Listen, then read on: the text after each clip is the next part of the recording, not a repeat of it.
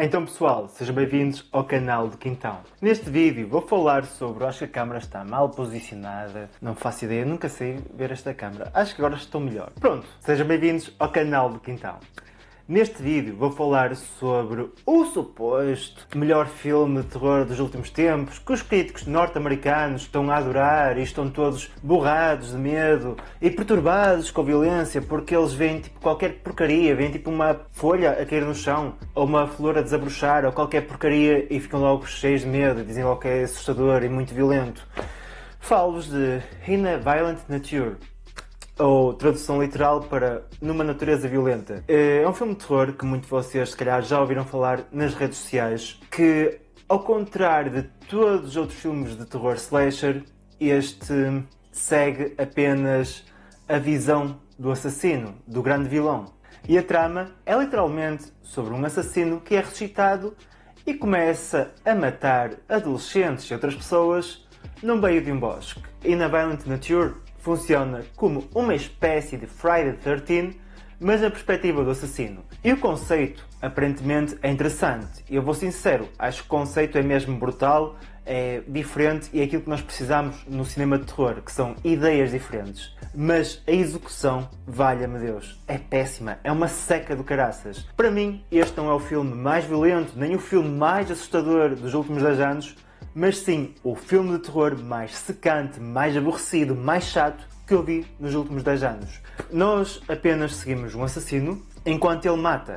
Basicamente o filme é 1h30 em que é assim. Ele ressuscita, caminha pelo meio dos bosques, temos várias paisagens, aparece uma pessoa ao fundo da câmara, ele mata essa pessoa de uma forma violenta, eu já vou falar das mortes, atenção, ele mata essa pessoa, depois volta a caminhar durante mais 5 minutos, encontra outra personagem, mata essa personagem e volta a caminhar até ao filme finalizar. Não posso mentir e tenho de admitir que passei algumas partes à frente. Foram apenas aquelas partes em que vemos o assassino a caminhar no bosque. Ele caminha durante 2 minutos em que nada acontece. Não temos banda sonora, não temos nada de mais no ecrã. É apenas um homem mascarado, ou sem a máscara em algumas cenas, a caminhar no meio da natureza. Eu sinto que este filme, In a Violent Nature, poderia ser brutal se tentasse usar uma abordagem menos séria, mais campy, com alguma comicidade, não é comicidade, algum tom cómico, ou até mesmo satírico. Como se fosse uma homenagem ao terror slasher dos anos 80. Nós poderíamos ter essa visão da perspectiva do assassino,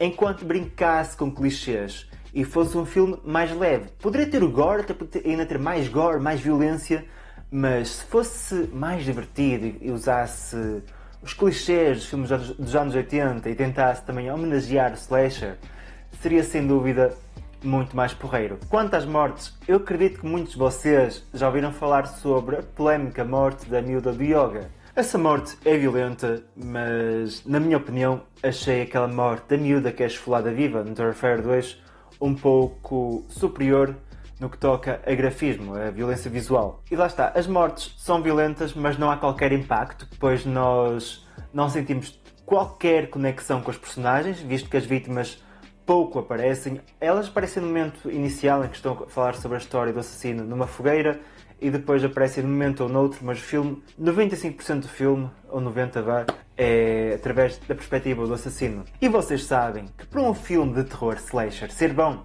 é necessário criarmos uma conexão com os personagens, com as vítimas, mais precisamente. Pois se criarmos essa ligação com elas, as suas mortes vão ter o maior impacto em nós. E nós vamos começar a entrar mesmo dentro do filme e a querer que o assassino pague com as suas consequências. E aqui não acontece, é um filme um pouco tosco. Eu entendo que o conceito seja interessante e dou-lhe todo o mérito por isso, mas é estúpido e aborrecido. E quanto à nota, eu vou avaliar In a Violent Nature com... é difícil. Eu tanto me apetece dar um de 10 como um 6 de 10 a este filme. É das notas mais difíceis que eu vou atribuir aqui. Eu pensei a tarde toda sobre a nota que ia dar a este filme. Talvez me arrependa, não sei, mas vou-lhe dar um 4 de 10. O filme é super desinteressante. É aborrecido. Aliás, seria muito melhor, como um colega meu me disse no Instagram, o Tony, se fosse resumido para uma curta-metragem, seria fantástico. Numa 1h30 é uma seca do caraças, mas uma seca enorme. Porém, aquele conceito de irmos sempre através da perspectiva do assassino é interessante e... tem algumas mortes porreiras, como a morte da miúda de Yoga, que eu nem vos contei há pouco. Basicamente ele dá-lhe um soco nos intestinos ou no estômago, depois faz com que a cabeça dela vá pelo buraco que ficou lá e tipo, a cabeça dela dá tipo a volta à barriga, literalmente. Entra de um lado e sai do outro. Ela fica toda torcida.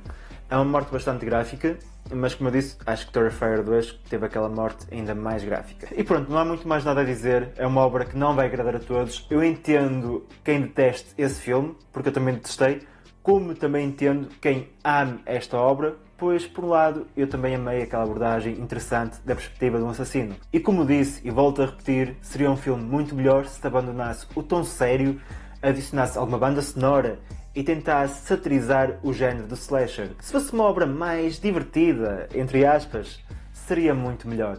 E quanto à parte com spoilers, atenção que vou resumir-vos o final do filme. O nosso assassino acaba por matar muita gente e as vítimas descobrem que estão a ser perseguidas por esse assassino. Eles pedem ajuda, chegam a um ranger, a um agente, tipo a um polícia. Esse polícia conta-lhes que o assassino busca um colar, que foi ressuscitado porque procura o colar da mãe. Pronto, esse polícia morre, outra vítima morre e a Final Girl, que não tem qualquer desenvolvimento... aliás, um filme de terror, slasher, tem que ter sempre muito desenvolvimento na Final Girl. E aqui ela é quase uma figurante. Pronto, a Final Girl deixa o colar à frente do assassino e foge. Ela corre imenso até encontrar ajuda. Ela é resgatada pela mulher que vai conduzir um carro. E durante 10 minutos existe um diálogo entre as duas, em que a mulher, a senhora que a salvou, pergunta o que aconteceu e a rapariga, a vítima, responde: foi um urso que me atacou. Durante 5, 10 minutos elas falam sobre o urso, a senhora conta-lhe uma história do irmão dela, que serviu também a um urso naquele preciso sítio há 10 anos atrás, ou há 20 anos atrás, já não me recordo. E mesmo no final a senhora percebe-se que a sobrevivente está cheia de sangue e se para o carro e sai para ajudar a miúda a estancar o sangue. Nesse momento, a vítima encontra-se em estado traumático à espera que o assassino volte a aparecer. Ela diz à senhora, não é preciso ajuda, por favor, volte a conduzir, mas a senhora volta a insistir e tenta salvar a rapariga estancando o sangue da perna. A Final Girl observa o mato, observa o bosque à espera do assassino, ele nunca aparece, a câmara afasta-se e vemos que o colar da mãe do assassino já não se encontra no lugar onde ela deixou. Isso simboliza que o assassino pegou no colar e voltou a adormecer até que alguém volte a roubar o colar e ele volta a matar geral. E pronto, isto é o que acontece no final deste filme. Esta foi a minha opinião sobre In a Violent Nature. E muito obrigado e até à próxima!